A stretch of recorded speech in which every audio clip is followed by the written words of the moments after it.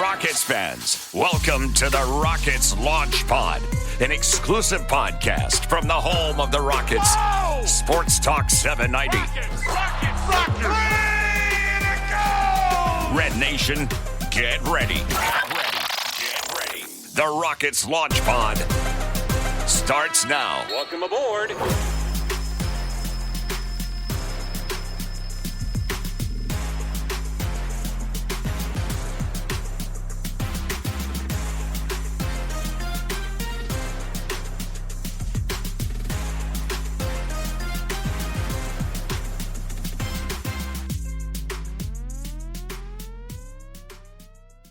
Welcome back to another episode of the Rockets Launch Pod presented by Clutch Fans. I'm Ben DuBose. He's Paulo Alves. We're your host. I write for USA Today's Rockets Wire. It's Tuesday, March 10th. The Rockets are back in action tonight against the Toronto Raptors. Houston now 39-24 on the season, number 4 in the Western Conference, but they've lost 2 of their last 3 games. And today, we're going to look back before we look forward because, unfortunately, the most recent loss on Sunday night in San Antonio to a 47-17 Spurs team that's number 2 in the West was one of the most painful in a while. Not necessarily in a heartbreaking sense because the Rockets got just drilled in that game, lost by 25 points, but seeing that gap relative to one of the big boys of the Western Conference, an in-state rival, a division rival that going into the year you thought you were still ahead of in terms of the timeline, but led by Wemby and all the young guys the Spurs have, they have accelerated their timeline in a big way, and now they're 7 games up on the Rockets in the standings. They're almost certainly going to finish ahead of Houston in the standings this year, and they won 3 of the 4 regular season matchups, and the final 6 quarters, the second half of that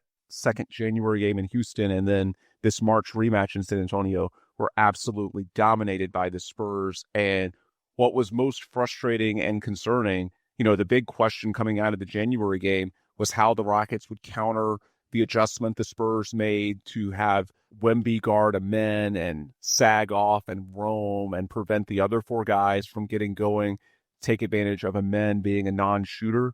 Well, that wasn't the issue in this one. Amen was actually very good, probably Houston's best player, and yet the Rockets were still nowhere close because the Spurs were just better across the board. They shot 21 of 40 from 3. I guess the one silver lining is that if they don't shoot an insane percentage like that, maybe the Rockets lose by 10 or 15. There was some shot luck involved. But regardless, the Spurs were the better team. They looked far more athletic, and even though the Rockets had some answers to the Wemby Amen conundrum, at the same time, it was nowhere close to get a win. And that's your biggest rival historically, or at least the Spurs are up there. So it's a tough loss, especially going into the year. We wanted to think that adding Kevin Durant to the 2 seed could perhaps push the Rockets into the title contention tier. Now, I know it's not the same thing. You don't have Fred VanVleet. You don't have Steven Adams. Dorian Finney-Smith still looks like a shell of himself coming off ankle surgery. So it's not the team you thought you had last July. Nonetheless, it is sobering to see a result like that against the Spurs. And Paulo, I'll bring you in here. I don't want to overreact to one regular season game because, look, if the Rockets somehow salvage this, there's still 19 games left in the regular season and then the playoffs. At the end of the day, every team is going to have bad days, and this is potentially just a bad day. With that said, combining this game with what we saw in January, if this turns out to be the ominous sign for the playoffs that a lot of us fear, and the Rockets either go out to a team like, I don't know, the Lakers, the Timberwolves in the first round, or maybe they make it to the second round and then get destroyed by the Spurs, the Thunder, the Nuggets, one of the true big boys. By the way, the Rockets and the Nuggets play their 4th and final game on Wednesday night in Denver. That'll be a big one in terms of potential playoff implications and certainly seeding implications down the home stretch of the year. But sticking with the Spurs, if this does turn out to be an ominous sign and this team does have a gap of that significance between itself and the top tier, what does that mean for the Rockets heading into the 2026 offseason? Because for a lot of this year, we've talked about how, next year sets up better than this year. We said that after the trade deadline in early February, when you'll get Fred back, you'll get Steven back. DFS should be healthy. He'll still be under contract. And if not, well, he'll be an expiring salary you can use in trades this offseason. You won't be hard capped at the first apron. So on paper, there are reasons to believe that next year's team will be better. But if the gap is anywhere close to what we saw on Sunday night, I do get concerns from some in the fan base. I've seen it on social media that perhaps the Rockets are more than just a Fred and Steven away. I guess, Paulo, how are you feeling coming off that beatdown?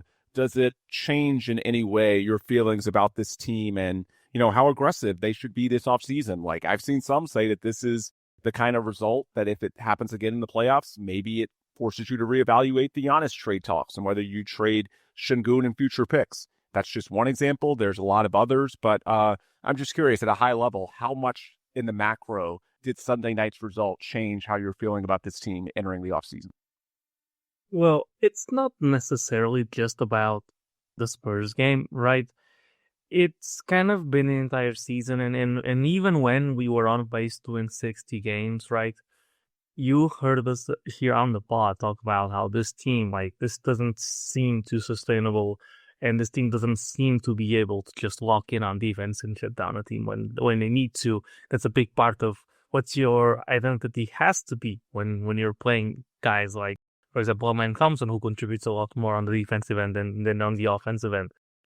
Throughout the season, you had some highs, you had some lows, you had some injuries, but at the end of the day, we've had plenty of evidence. And what's the saying? If it looks like a duck and it swims like a duck and it quacks like a duck, it's probably a duck, right? If the Rockets defend like a mid team and their offense is mid and everybody else besides KD and the men, I guess, who are elite, one offensively and one defensively, are all playing mid, and you lose to bad teams and you rarely win against good teams, then, well, you're probably just not that great, right?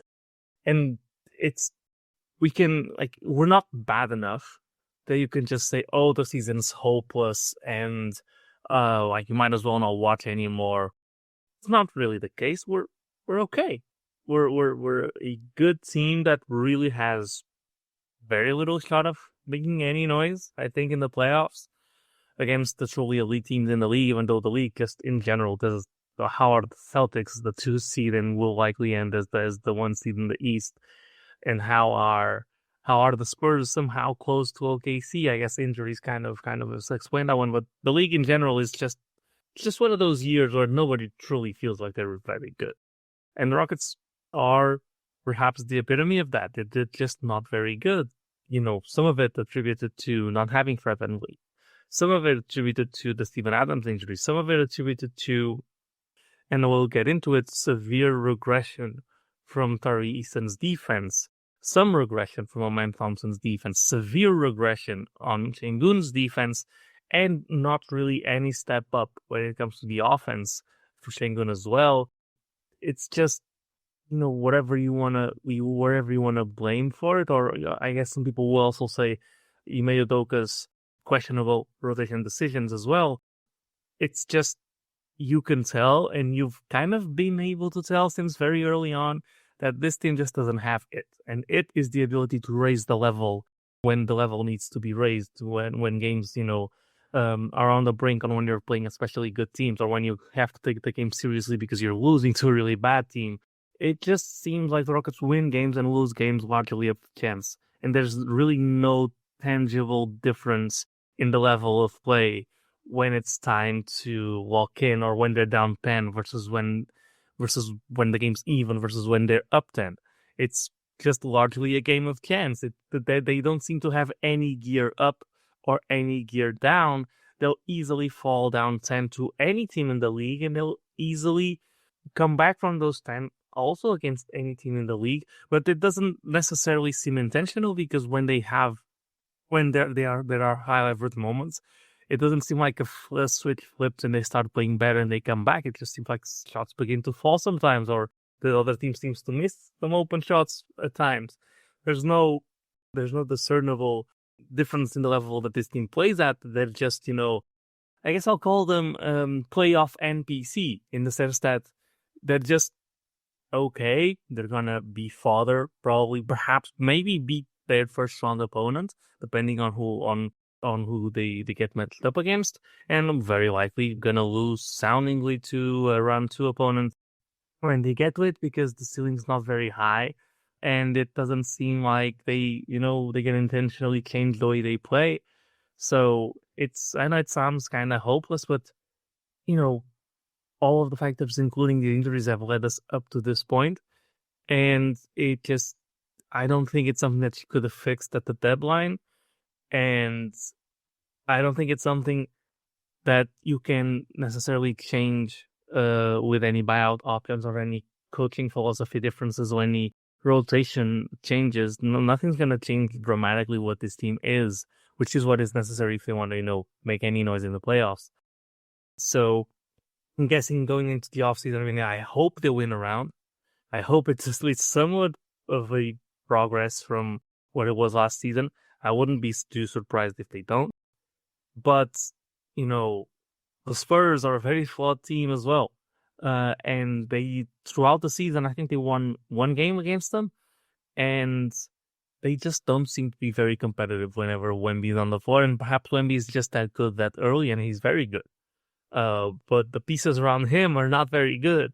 And somehow that team is still as good as it is. I could take a chance to, I guess, shit a little bit on Stephon Castle, who I think is tremendously overrated. But the truth is, Wemby is shooting with two starting guards who are shooting below 30% from three.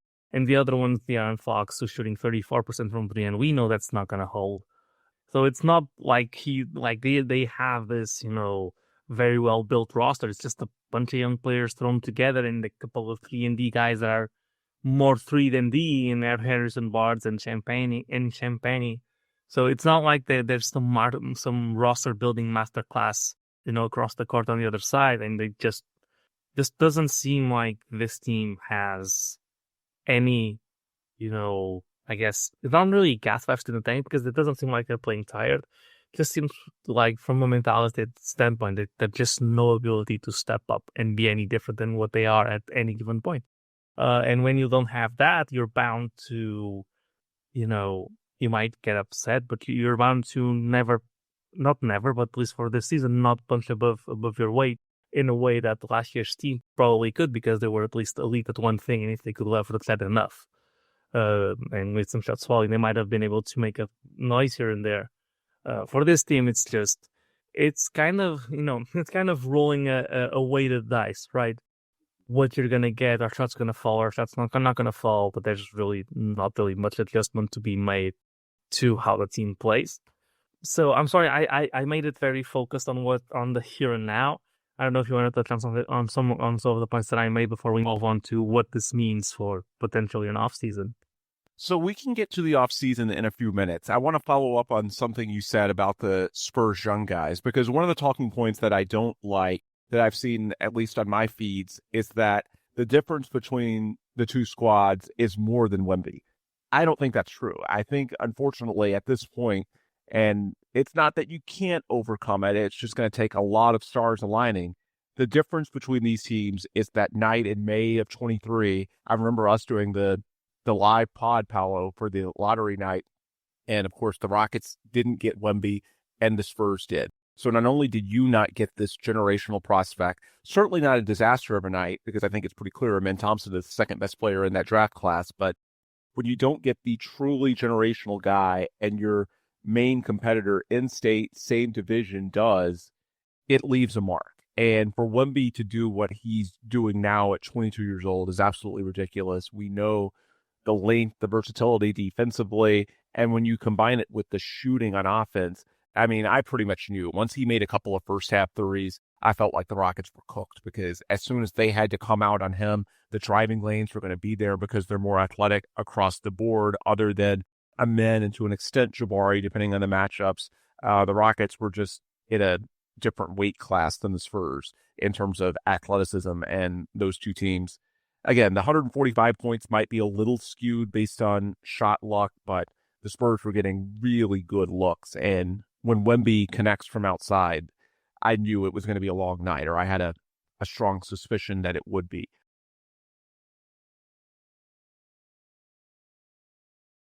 But as far as those other young guys, I think so much of the difference between the Rockets young guys and the Spurs is situational. Like, this isn't to make an excuse for Houston's young guys, because at some point you've got to make the best of what you've got.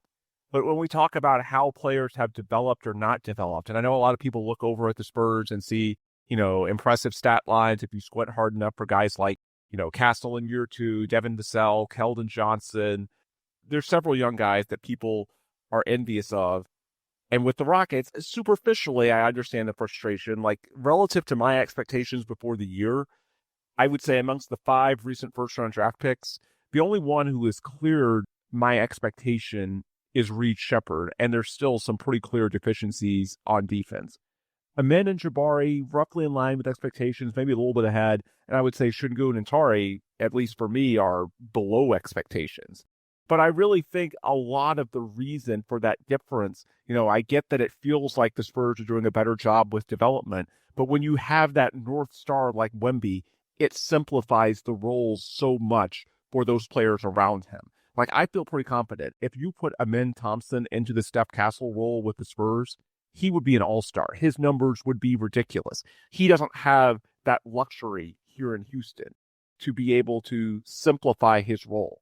I mean, especially after losing Fred VanVleet, now you're asking him to do all of the ball handling and be the primary playmaker. Now, I know you can get into, well, should the Rockets use Reed Shepherd, but there's concerns defensively, and also you need to use him off ball. I guess I get the frustration because superficially there are a lot of young guys on the Spurs who are having big seasons, and so I get some of the jealousy that's out there, but I really think a lot of this comes down to Wemby. And I was actually, just as a thought exercise, Paolo, I think Sengun in San Antonio would be really good. Like, if you had a front line of Sengun and Wemby, and you had Wemby to cover for some of Alpe's issues defensively, I think that would be an amazing fit. And it would allow him to sort of hone in on the areas that he's actually good at. I just think it's a total apples to oranges comparison. And so that's not meant to give a pass to the Rockets players, because at some point you've got to, make the best of what you have. And the same can and should be said of the coaching staff with Ime Udoka. But in terms of the comparisons, I just think the difference is Wemby, right? That's what I keep coming down to. It's not like, this is the same Spurs front office that drafted Josh Primo and Jeremy Sohan, neither of which is with the team anymore, in the 2 years before Wemby. It's not like this has been some sort of masterclass of GMing and coaching and development. I just think the gap is that they have Wemby and the Rockets don't, right? Yeah, I think Wemby is, we've known that he was a generational talent ever since we have first heard of him. I think it's at a point where this early, like, he's this good, I think he's the most impactful player in the entire league, more so than Jokic. Because he completely warps how you have to play offense. And then on defense, it's not like he's a slouch either. Like, he's a star, like, he's a star on offense and probably the best player of all time on defense in terms of impact, right? Because you can't do anything around him. And this is with them having the team that they have. Like, let's not pretend like Harrison Barnes, well past his 30s, and Julian Champagny, and Dylan Harper, who is not necessarily a bad defender, but rookie players typically are not very good defenders. Castle's a good defender. I won't take it away from him. Let's not pretend like this is an elite defensive team talent-wise. It's Wemby. Wemby has that level of impact, and I do think that, if you ask me, I think he's gonna be the GOAT when it's all said and done, as long as he plays long enough. Because it's just a level of impact that I've never seen from an NBA player ever. We've seen Jokic do literally everything for Denver. We've seen Harden do everything for the Rockets. We've seen Luka do everything for the Mavericks and go to the finals. None of them are even close to the impact that Wemby has. Like, Wemby impacts every possession at the level of multiple positions. Like, he alone can negate the offensive impact of 3 players in the same possession.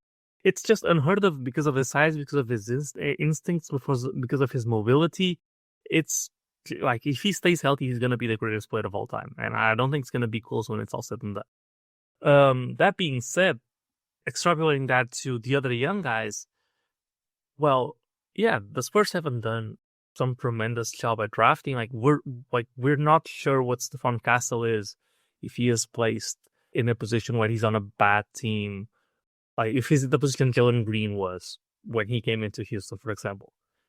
Because, well, even in this position, Stefan Castle's not an efficient player. Yeah, I know he started the year really hot, and even still, he's below 30% from three, right? And he's not necessarily that efficient of a playmaker either. Like, you're playing with Victor Wembanyama and two guys that are shooting really, like, two corner guys shooting really hot from three, and you have like barely over a 2-to-1 assist to turnover ratio, right? I think like most of it is Wemby, and I think Wemby is reaching a point where, as long as he's playing, and then this was the case with the Spurs last year, but he missed a ton of games. Like, as long as he's playing, it's hard to lose games because he's that good. Like, if you should replace Wemby with Sengun, like, I think the Rockets are tier 1 title contenders. Because, well, how are you going to score on a man and Wemby and Jabari and Tari? And then how are you going to defend KD, Wemby? Like, it's just unreasonable. Like, even as a vertical, like, even if when he doesn't have the ball, he can spot out because if you have a vertical spacer, he can make easy passes, and he sees above everybody else on the court. Like, it's just insane how good he is, which doesn't mean that you should excuse, we're talking about specifically, and I guess I'll move this into, off-season a little bit, not off-season talk, but midterm future talk. Doesn't mean that our guys get a pass, because we're comparing our team to the Spurs, right? And yes, the Spurs young core gets a lot of they've dropped it a lot easier because Wemby's there. Doesn't change the fact that our young guys should be better. Doesn't change the fact that, I'll start off with Tari, and Tari's defense has regressed massively, and it's been largely masked by his insanely hot shooting from three, which has come to a stop. Right, he's down to 40%. I think he likely ends the year around 37%, which is not that far off his career average, and with the hot start that he had. And even while he's at 40% from three, his efficiency through shooting wise is way down from last season. He seems to be a little bit more skilled finishing at the rim and stuff like that, but decision making is falling off a cliff offensively as well. He doesn't seem to crash the boards nearly as well as he used to. Doesn't seem to be playing defense nearly as good as he used to. And then, you go across the board. Sengun, someone who, and I said this on the post-game show a couple of episodes ago, someone who we were expecting to take a leap offensively, which is supposed to be the easy part, right, for a player like him. But not only did he not take a leap offensively, earlier in the season when he was shooting threes, well, he's not shooting threes anymore. That percentage has gone cratered back down to earth. But offensively, he's not only not being efficient, it seems like his game has changed to a point where it's not as diverse. Like, he's a lot more one-dimensional in the way that he's trying to post up guys. Like, he got the Wizard nickname for a reason, and it seems like the way he's trying to score is a lot of the same stuff, a lot of the same, get the ball in the perimeter, try to back a guy down into a baby hook, or face up into a flamingo pull-up, which is a terrible shot for anybody in the league, including Sengun. And then he's not even getting those opportunistic possessions that he used to have earlier in his career, where he would get offensive rebounds. He's not having the highlight plays that he used to have as well. And he has increased his volume playmaking-wise, but his turnovers have gone through the roof as well. He's close to 2-to-1 assist-to-turnover ratio, which is, I guess it's okay. But it's like offensively, just doesn't even seem like the same player anymore. And she has completely lost the effectiveness at doing traditional big things, at being a role man, at setting screens. Like, he's giving you Christian Wood level slip screens every single time, which makes it harder for everybody else around him. It will always seem insane to me that screens for all of our guys on defense are a massive problem. They've got to switch because they're not going to keep up. Like, they die on screens. And then on offense, it just seems like defenders stick to our guards. And I know some of it's the angles that they take, and a lot of it is also the way the screens are being set. But it seems like there's a huge imbalance there where we should have the edge defensively and we don't, getting around screens. And I know part of and I'm rambling, but part of the reason why our defense is so much worse is because we don't have Dylan and we don't have Fred VanVleet anymore at the point of attack. And then that, cascades throughout the rest of the team and everybody looks worse. But Sengun looks a lot worse. It's like, well, how are you going to have a good season when your best player, the guy who's supposed to be your best player, looks worse across the board? Like he's, I guess not necessarily across the board. I guess on offense he's about the same as it was last season, but last season he had much worse placing than he does this year. Last year he was getting double and triple teamed a lot more than he is this year.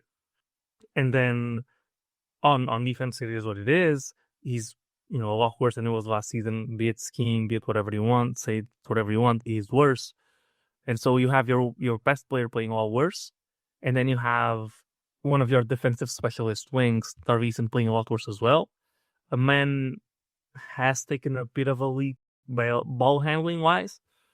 Shooting still the same, it's awful. He's a better free throw shooter now, which is a nice upgrade. The man has made some progress. Defensively, he's not as good. Perhaps the scheme also doesn't help with that. And then, I think Tari is actually better than what he was last season, this season, but not necessarily anything transcendent. Reed has taken a major step up offensively, I think. Defensively, he's gotten stronger, but not never going to be his strong suit. And then you don't have two starters, and you don't have, and Dorian Finney-Smith was just a complete miss. So, at least to this point. Go ahead. Yeah. So going into the off season, it's a tough conversation to have. Not sure necessarily trading for Giannis is the right move. I guess Giannis and KD, if KD is healthy, makes you a contender. But I've said this before and I'll say it again. Feels a bit cheap to tank for 4 seasons and then even if you do win a championship, win it off of 2 guys who've been here for 1 or 2 years who are absolutely not going to go down as Houston Rockets at the end of their careers. And they're carrying all of the weight. And the guys that you tank for are most of the main guys are in Sengun and Jalen are gone. And I guess you could have a man playing a big role, but at that point, is this really the same team? Or did you accumulate assets and trade for stars the way the Brooklyn Nets did? And it didn't work for them. But I guess as a fan, it wouldn't feel that great. Winning a championship is always great, right? But if you win a championship because you kind of bought it, it just doesn't feel as good. It doesn't feel as rewarding, I guess.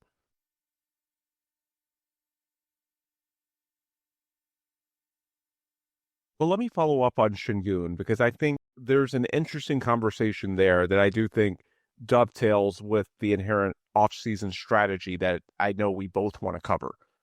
So one thing we need to lead with, according to every bit of information I have, Ime Udoka is going nowhere. Now, I'm not telling anybody listening how to feel. If you don't like Ime Udoka, to each their own. You can feel how you want to feel.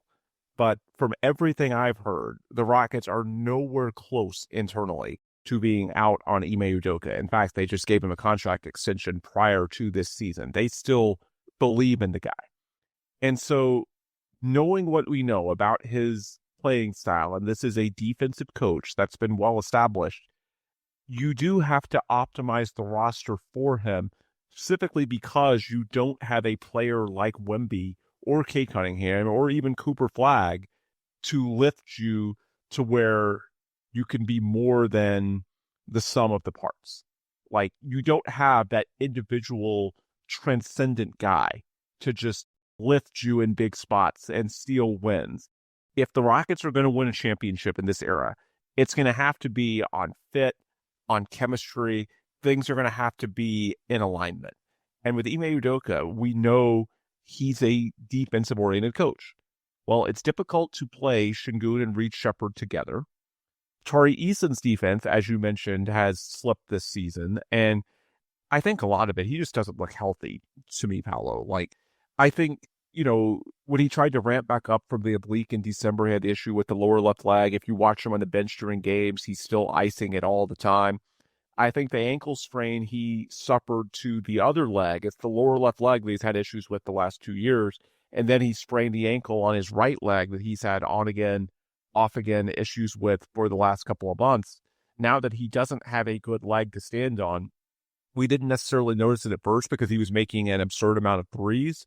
Well, now that the inevitable regression to the mean has hit, then the defensive lapses stand out a lot more. And considering it's a multi-year injury, at least with the lower left leg, you do have to wonder what it means long-term, because just by the eye test, he doesn't look as athletic or springy as he did a couple of years ago, certainly not as a rookie before he had any of these issues. So if you want to maximize your parts with Ime Udoka, you need to give him the pieces to be a very good defensive team. Like, we heard his post-game comments after that Spurs game talking about needing to find an identity, needing to find that dog. And I know there was some shot luck. You know, you mentioned Dylan Harper and Seth Castle, both sub 30% shooters, each went 3 of 4 against the Rockets. Spurs 21 of 40 overall. I mean, even if we take it down by, say, 12 points, eliminate 4 of those threes, that's still 133 points. I mean, they just crushed you in that game. So even if we account a little bit for the shot luck, and I do think the Spurs got really good looks, the Rockets were still shredded defensively. They just looked in a different league athletically and unable to stop guys in the perimeter. With Sengun, there's not really a rim protector. And so, you know, I get the reservations about Giannis. I wouldn't, you know, I'm not closed off to the idea, but beyond just the fan experience, there's also something we said for shortening the timeline. And look, like, if you go all in for Giannis and it doesn't work out, and you see the Spurs and the Thunder, it's a reminder of how high the bar is. Well, you give up all those assets and you could be in an even worse spot 3 years from now, but without, you know, future draft capital to do other things. So I get the hesitation there, but I also think that it's not the only move you could make. Like, sure, you could consider a big time deal if the right guy comes available. Maybe it's Giannis, maybe it's someone else this offseason to try and get you to that next level by the fall. But I also think, and this would not be popular, but I do wonder if there's a world where, you know, it certainly wouldn't be rebuilding again, but if the Rockets would consider moving a Sengun or maybe Tari, who will be in restricted free agency, for future draft capital, or younger guys that have more upside and are a little bit cheaper, especially with Sengun, because we know the Rockets have another starting quality center right behind him, and Steven Adams, who's on a great contract from a minutes perspective. He's always been a little bit undervalued. I mean, you could easily start Steven Adams and still feel very good about what you have at the center position. And you do have to be careful. Like, when we talk about the young guys, it's easy to say, well, you know, Sengun's just 23. Reed's just 21. I mean, you could trade Reed, but I just think there's much more value to keeping Reed internally at this stage of his career. And I also think they view him as having more upside than even Sengun. So I think it's the older guys who are going to be a little more expensive that would be the theoretical trade candidates, both to fill salary as well as maybe to make the team a little bit cheaper, as, you know, other guys. And Men's going to get a very rich deal within the next couple of years. So trading for a big name is one thing you could do, but I'm also curious your thoughts, Paulo, on if you're open to, you know, trading for, say, young guys and or draft capital, maybe even taking a step back, with the idea being that in the long run, it could help you take a step forward. Because the one thing you don't want to do, just keep in mind, the value of these young players can change. It can evolve. Like, it's easy to say Sengun's 23, Reed's 21, but if the mix isn't right and this team sort of stalls out, the comparison I pointed to on the Clutch Fans post game with Dave Hardesty after that San Antonio game, look at the Kings and Domantas Sabonis. I'm not comparing Sengun to Sabonis as players. What I'm comparing is Sabonis as an asset relative to other young assets around the league, including in Houston. And to me, he's a cautionary tale. You know, the Pacers sold pretty high on him and brought in Tyrese Halliburton. The Kings had opportunities to move him, didn't. And now, even though his points, rebounds, all the top line stats are still about the same, leading into this deadline, it was widely reported that he did not have a lot of value. And so if you just stay the course and say, well, you know, we're going to kick the can down the road, hope it works out, and then if it doesn't, we can always make a move later. Well, there's risk in that. Your young guys, if the fit isn't right and the team isn't winning at a high level, maybe people around the league, you know, have a lesser view of their value and say, hey, these guys aren't really contributing to winning. Like, there's risk no matter what you do. And so I do wonder, again, this is not based solely on the Spurs game. This is based on the hypothetical that this ends up being, you know, their downfall in the playoffs as well. And it looks like there's a pretty decent gap. between the Rockets and the true top tier of contenders, then I don't know. Do you consider moving a Sengun or a Tari, someone like that, for players that are perhaps a better fit contractually, that have more upside, that are better fits stylistically with what Ime Udoka wants to do? I'm not saying for sure that's the case. I mean, the perfect scenario for fans would be to make that big superstar trade and have a contender this fall. But I don't know. I think you sort of have to be at least open-minded to other ideas as well, because I just think to maximize this team's championship potential, it has to be about chemistry. It has to be about fit. And I do think there's some concerning signs about how these young guys specifically fit together in the grand scheme. What's your perspective on that, Paulo, as far as the long-term fit with Ime Udoka? And that's not to sort of toss aside the concerns that people in the fan base have about Ime. I'm just trying to be realistic. I don't think that's a lever the Rockets are even going to consider pulling this offseason. I think they would try different personnel first. And when I look at guys like those you mentioned, I mean, certainly there's potential star trades you could look to, but I don't know, maybe you consider other deals as well to try and get a better mix with Ime Udoka. Paulo, what's your perspective on that? Well, as a fan, and maybe putting the analysis cap on as well, that I'm still torn whether if we were to rank ways of moving forward, my number one might still be, at this moment, running back with Fred VanVleet and Steven Adams and see how good it can be.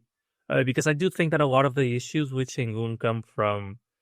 Although, real quick, let me interject. It is worth noting that Sengun actually had a lower true shooting percentage last year with Fred. So I get where you're coming from, but just wanted to point out that this regression from Sengun on offense, it actually predates the Fred injury. Yep. No, when I talk about Fred, it's mostly about the defense, not the offense. Oh, okay. I think a lot of the problem has to be point of attack defense, and the fact that last year we were so good at denying penetration and then recovering after guys when we did need to show help.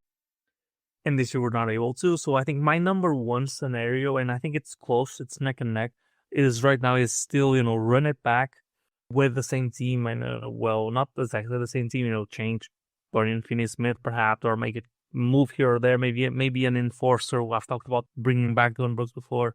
Someone of that sort, right, might make sense.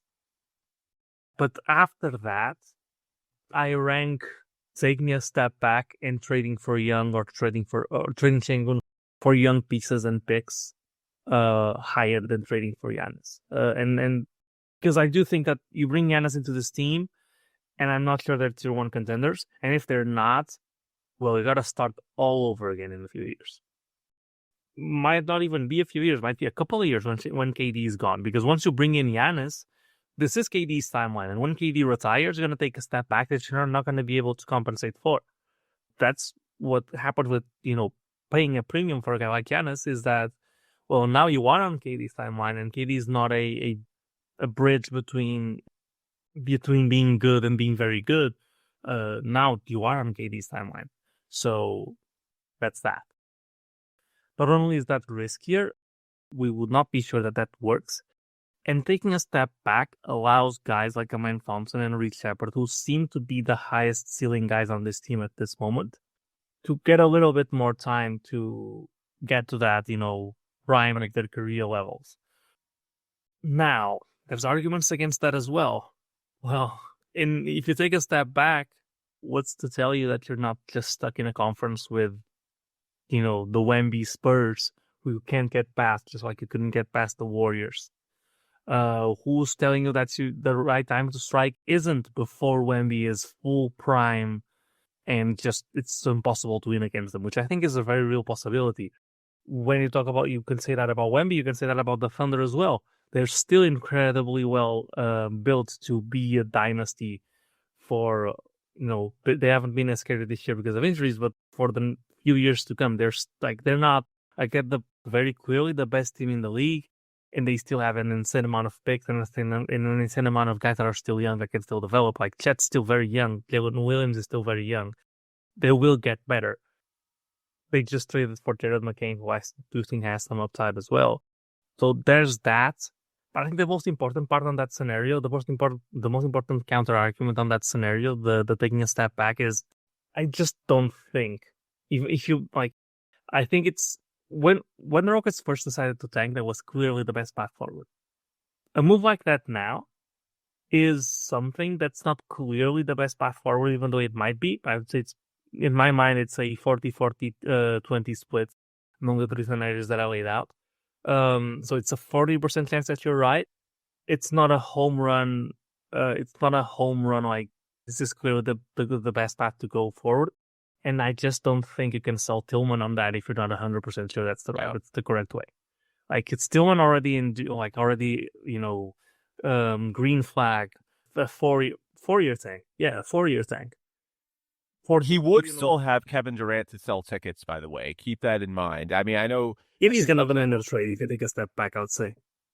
But I'm just saying, like, it wouldn't be like going to the depths of the early 2020s. I understand your point, but it is a little different. I'm honestly not sure if KD would demand a trade. That's a good question, but we can cross that bridge when we come to it. I tend to think he really does just want to play out his career in a place where he's comfortable. It wasn't like he was a true ring chaser last summer. He's already got the 2 titles, but I don't know. Let's not worry about that now. What you could do is you could do a middle of the way scenario in which... My thing is, and I know some will point out, there's risks, Steven coming off the ankle surgery, but I actually think on a permanent basis, you'd be better with Steven starting overall for Sengun. Now, you wouldn't have Steven off the bench, and, do you bring back Clint as your primary backup, or do you bring in another center? But if it's Sengun, I don't necessarily think, assuming they have anything close to a healthy Steven Adams, that it would be a big step back. You see where I'm coming from?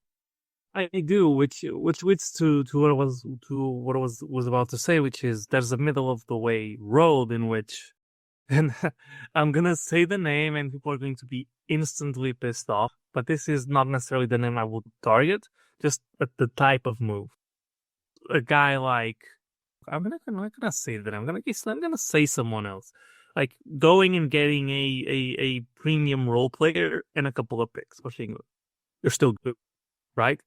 If it's a big that works well with Reese Leopard, Thompson, and KD, I think impact wise, and is a good defensive big, impact wise, you might be about the same level as you are now, and you reload a couple of picks so you can go after someone who's more sustainable than Giannis in the future. Like maybe, I don't know, for Devin Booker or Anthony Edwards or someone like one of these guys is eventually going to be unhappy and demand a trade. While being there once James Harden ages out, yeah, for example, and that could be a path forward. You could do something crazy and see, well, how high can you get in the draft with Sengun?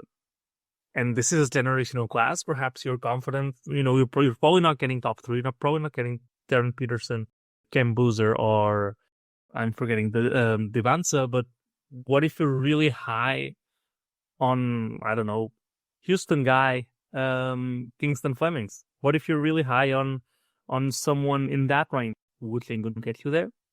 What if the trade was with the Pelicans for a guy like, I don't know, Trey Murphy? Probably Trey Murphy in a pick or two, but yeah, I was going to ask you an example of a premium role player and pick package. Murphy might be it. Is that kind of the tier you were going? Yeah, I was looking for that. The player I was going to mention is Miles Turner, but he's kind of fallen off, and Milwaukee's not in a position where that would make sense for them, unless they want to remain relevant after Giannis, which I don't know. I mean, I've seen teams do weirder stuff, but something in that range that keeps you competitive and allows you to still have, more firing power. And in that case, it's more about selling high on Sengun if you predict that his value is going to get lower if he has another season. Like, if you have one season, like last season, I think bought him a lot of leeway. He was really good defensively last season. After the season like this, I don't think like people are going to be insanely down on him. If he has another season like this next year, then the Sabonis comp are going to come flying in, and you're never going to get 2-time All-Star value, 23-year-old 2-time All-Star value for him. But I do think it's, and it's always been a valid question to raise because of what the talk has always been, which is, as you like to say, to quote Ben DuBose, is the juice worth the squeeze, in the sense that you're not good offensively right now and you're terrible defensively. The archetype is supposed to be you're so good offensively that you make up for your defense. Right now, you're not good at either. Right? And so that's when you get into those Sabonis comps where you go from the Jokic types to the Sabonis types. And once you get associated with the Sabonis types, you're not going to get a good value for him.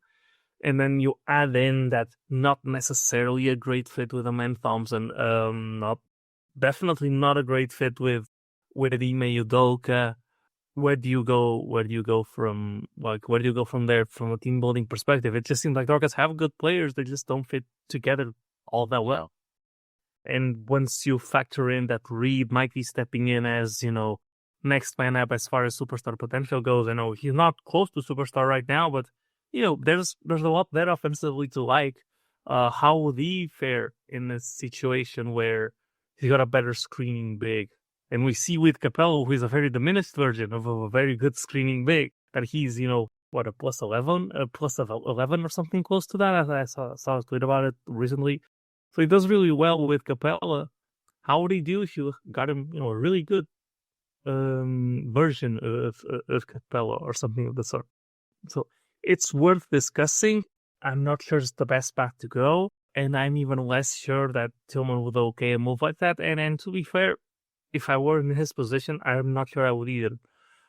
Because how are you going to sell a guy on, hey, you sacrificed 4 years, now you got 2, he didn't get out of the first round, and we got to take a step back and not necessarily be as bad as we were, but not necessarily be full throttle trying to be good, or at least admitting that we don't believe that the current path with linear development would take us there. I think that's a very rough conversation to have, and I'm not sure. I'm not sure they could get him to buy into that.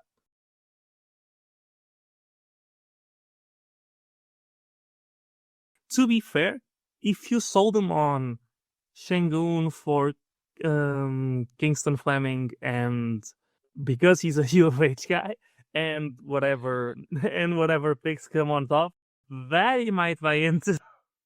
Yeah. I'm joking, kind of being serious or not.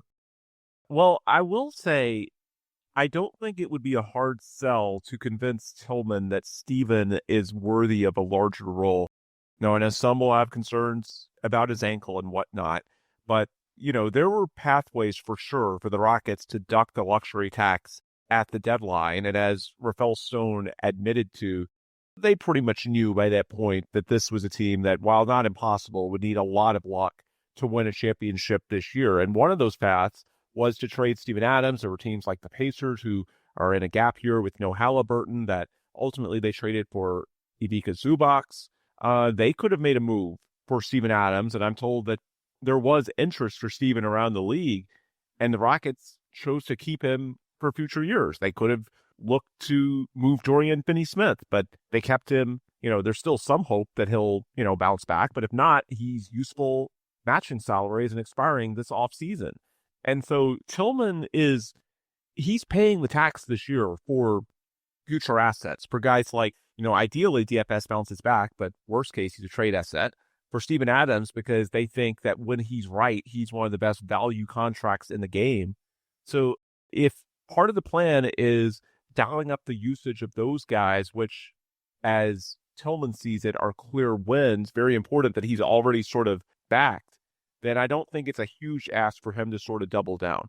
The last point I'll make before we transition to the final segment, some of the discussions, and it's why I don't want to get too far in the weeds about these hypothetical scenarios, are going to depend on whatever new rules the NBA decides on to combat the so-called tanking crisis. In other words, how, if any, do the lottery odds change? Because, you could certainly argue, like, these teams we're jealous of. The Spurs got Wemby in the lottery.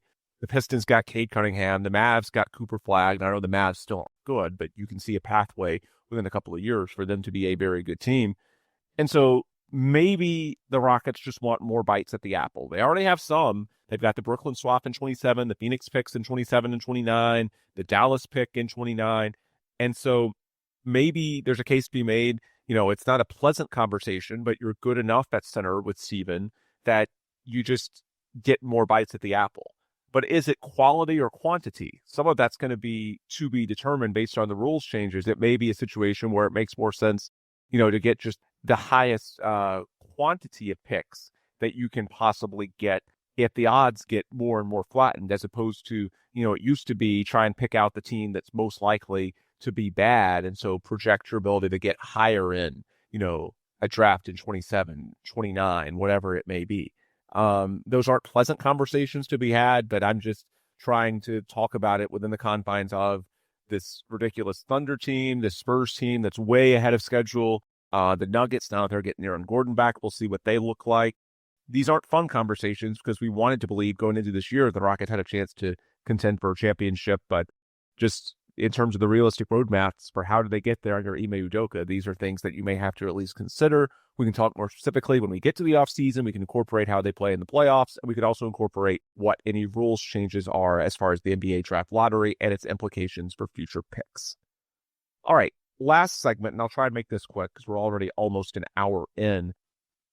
We spent most of the pod talking macro.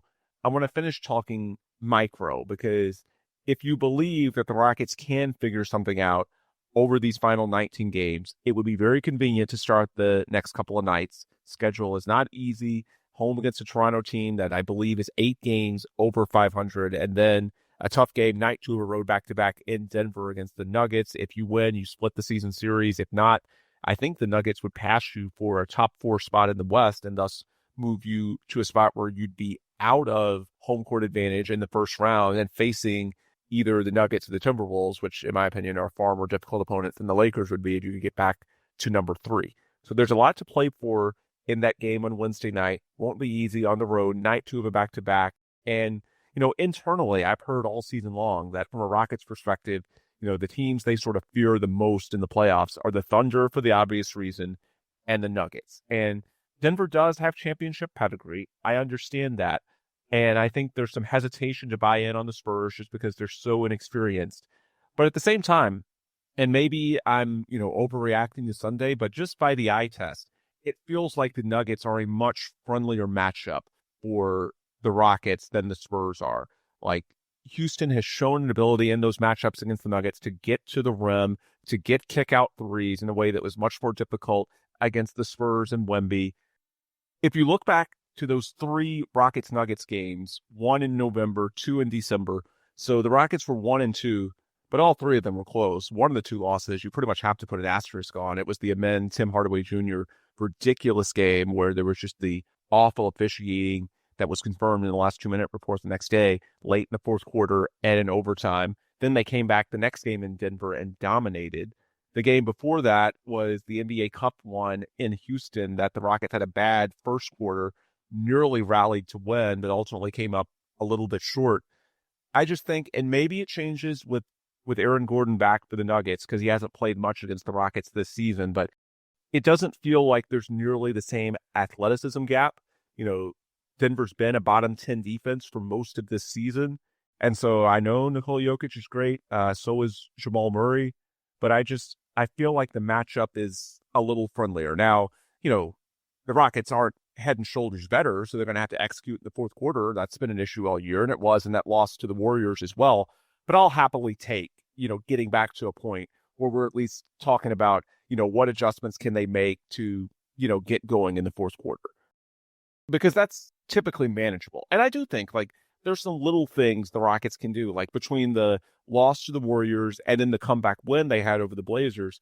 I love the increased role of Amen Thompson on Friday night. I think a lot of what's gone wrong for the Rockets this year, they've been way too dependent on KD and Sengun in high leverage spots to where the other young guys are hesitant. They aren't as aggressive. If they have a mismatch, they're not seeking it out. They are too differential. I would love to see Ime empower those young guys, most notably Amen Thompson and Reed Shepherd. It's not so much does Reed start, how many minutes does he play, it's how does he play in those minutes. And I do think there's a window where late in close games in the fourth quarter, your young guards in Reed Shepherd and Amen Thompson can do more than they've done over the first 63 games, the first 3 quarters of the season. I guess this is our 3-quarter review pod as the season winds down. But my point is that I feel like Denver's close enough to where we can have those conversations and at least there's a path. We can have fun and talk about, hey, like if Ime Udoka makes this change, maybe things are completely different. It doesn't feel to me like the San Antonio matchup is that close. Like I saw some people saying, were the Rockets holding back some things for the playoffs against the Spurs? Maybe, but you can just easily argue that the Spurs were holding things back for a playoff matchup against the Rockets. It just looks to me like those two teams are in different weight classes, primarily because of Wemby. Jokic is the best player in the world, but I don't know that he's necessarily the same mismatch for the Rockets that Wemby is. And so because of that, I don't know. Maybe it changes with Aaron Gordon, but my impression is that the Rockets, maybe there's some back-to-back factors that make this one especially tricky, but just on paper, I think the Nuggets are a little bit friendlier of a matchup. Paulo, what do you think as far as micro and what the Rockets need to do to turn this around the next couple of nights, and specifically the Denver matchup? How do you feel about that relative to San Antonio? It's definitely an easier matchup because although Jokic is great, he's not necessarily as much of a game breaker as I think Wemby is right now. And Wemby's and Jokic is probably going to be the MVP. But it's not, as I said, it's not like the Rockets' defense right now is really going to affect what either team's going to do. In the sense of, like, the resistance that they're going to put up, the fact that Jokic is better offensively than Wemby, the resistance the Rockets are going to put up is not going to make that much of a difference because we're basically going to allow them to run whatever game plan they want because we can't stop it.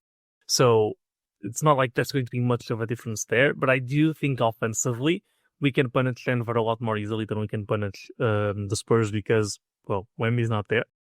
And so what I do expect this to be a close matchup go fourth quarter, and then it's going to be about execution, and it's going to be about who knocks down shots and who doesn't. And as I said in my very long diatribe about it, I don't think the Rockets have the ability to raise their level or decrease their level that much. And I think the Nuggets, because of being a better, well, I do think the Spurs are just really a better regular season team. We'll see how that goes in the playoffs. But it's just a more even matchup with Denver, and so it's going to be like many other matchups have been throughout the entire season. It's probably going to be into the fourth quarter, and then we'll just see how it goes and see if we can make shots or not, and see if Denver misses shots or not. I know this sounds like very amateurish analysis, but it's really there's not really much sense to be made of when the Rockets win and when the Rockets lose. It's largely the same things, and it's largely a bunch of sports cliches of did you make shots? Did the other team make shots? Because the Rockets don't really put up that much resistance, and when they change things tactically, it doesn't really change much in the game at all. So I guess with the Nuggets, it's just because they're so much worse defensively than the Spurs, the game's gonna be more even because it's easier to stop the Rockets' offense than it is to punish the Rockets' defense more than it's already being punished. If that makes sense. So I do expect it to be a close game because the Nuggets are going to be in a position where the Rockets can do better offensively and be more consistent offensively, and perhaps keep up with what the Nuggets are trying to do. Because a lot of our defense is just hoping they miss a lot of the times, and we give a lot of wide open shots. So there's more of a chance of the variance turning our way than in a game like it is with the Spurs, where, well, we're not getting open shots and we're giving up a lot of open shots on the other end. It's much better when you're giving up, perhaps 10-15% better looks on defense, but you're getting 60% better looks on offense. So I guess that's what I'm trying to get at. I do expect them to be competitive, but if they do win, it's not going to change how I feel about this team on next week's spot. Still largely the same thing. Until I see this team be able to lock in on defense and shut down another team for 5 minutes, and it's not just relying on guys missing shots they should be making.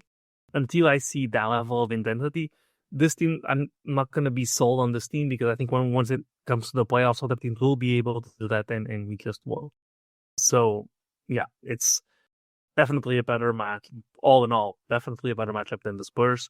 But even if we win, not going to change much for what the season is and will be. I would say it would be a big culture win for anyone doubting Ime Udoka and whether he's lost the locker room or whatever. I think if they could win on night 2 of a back-to-back in that environment, it would say a lot about their fight. But does it change anything in the grand scheme? You're probably right. People will probably call you Debbie Downer, but I understand where you're coming from. I do think there's some X's and O's reasons. The Spurs, you talk about the talent overall, but I actually think there's some similarities with that Warriors game the other night with Al Horford and Draymond Green on the front line. I think the Rockets really struggle with teams that can protect the rim with athleticism. Because I think the Rockets, we know they're not a high-volume team from three-point range, and so they can get into math problems at times. And so the way the Rockets need to overcome it, they need to be able to pressure the rim, either to get layups, to get free throws, to get kick-out threes, and against a big like Jokic, you can attack at angles, you can get him in foul trouble.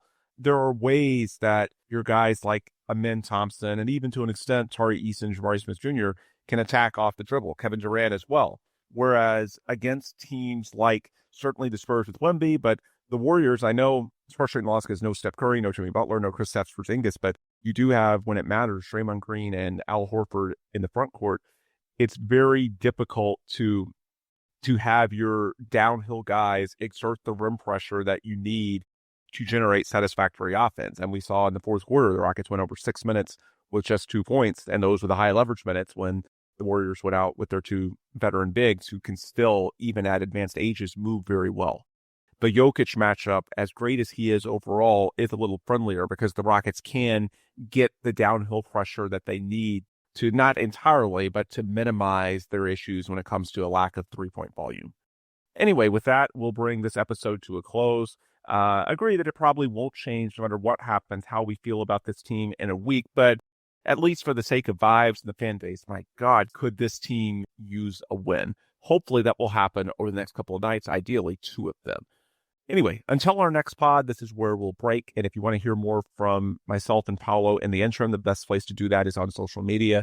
My handle on Twitter and Blue Sky is at Ben DuBose. Paulo's on X at Paulo Alves NBA. And this show, the Rockets Launch Pod, if you go to LaunchPod790 on X and you hit up the link tree in the bio, that's got all the links that you could need to support us, friends, sponsors, partners of the program. Whatever you might want to access to help support us and keep us going as one of the most active podcasts covering Houston Rockets basketball, just hit up the link tree in the bio at LaunchPod790 and you can find it there. All right, for tonight, we're done. For Paulo Alves, I'm Ben DuBose. As always, we appreciate you so much for listening, and please come back soon for more new episodes of the Rockets Launch Pod. Go Rockets.